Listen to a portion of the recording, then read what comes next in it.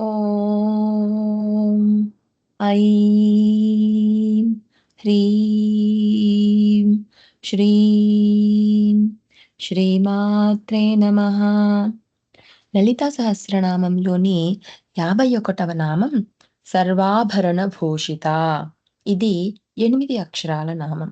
ఈ నామంతో అమ్మవారికి నమస్కరించినప్పుడు ఓం సర్వాభరణ భూషితాయై నమః, ఓం సర్వాభరణ భూషితాయై నమః, ఓం సర్వాభరణ భూషితాయై నమః అని చెప్పాలి.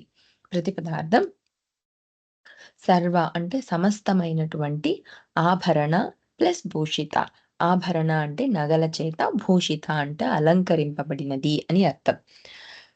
ఇంతకుముందు మనం చెప్పుకున్న నామాల్లో 50వ నామం దాకా అమ్మవారి యొక్క శిరస్సు దగ్గర నుంచి కాలి వేళ్ళి గోళ్ళ వరకు ఎలా ఉన్నాయి అనేది చెప్పుకుంటూ వచ్చాం. ఈ నామంలో శిరస్సు మీద పెట్టుకునే చూడామణి మొదలు కాలి వేళ్లకు పెట్టుకునే మెట్టల వరకు సమస్తమైన ఆభరణాల చేత అమ్మవారు అలంకరింపబడి ఉంటుంది అని చెప్తున్నారు. ఇవన్నీ సౌందర్యకరమైనవి, సౌభాగ్యకరమైనవి. ఒక్కొక్క ఆభరణానికి ఒక్కొక్క విశేషం, ఒక్కొక్క సంకేతం ఉంటాయి మన పూర్వీకులు పెట్టిన దాన్ని బట్టి. ముత్యం చంద్రునికి సంబంధించినది. ఇది చంద్రనాడి అయిన ఇడానాడిని సూచించేది. పగడం పగడంతో చేసేటువంటి ఆభరణాలు వేసుకోవడం వల్ల కుజగ్రహానికి సంబంధించింది. ఇది రక్తాన్ని, ఉష్ణాన్ని, అభయముద్రను సూచిస్తుంది. ఇక వజ్రం గ్రహానికి సంబంధించింది. ఇది ప్రకాశ వికాసాన్ని, ప్రమోద ప్రసారాన్ని, వరద ముద్రను సూచిస్తుంది. ఇలా ఎన్నెన్నో విశేషాలు, సంకేతాలు ఉంటాయి ఈ ఆభరణాల్లో.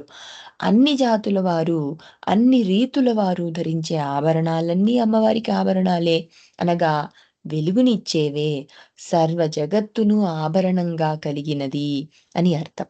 జగత్తులో ఏ అందం చూసినా ఆనందాన్ని కలిగించే ఏ వ్యక్తిని, ఏ సన్నివేశాన్ని, ఏ వస్తువును చూసినా అవన్నీ ఆవిడ ఆభరణాలే అని గుర్తుంచుకోవాలి.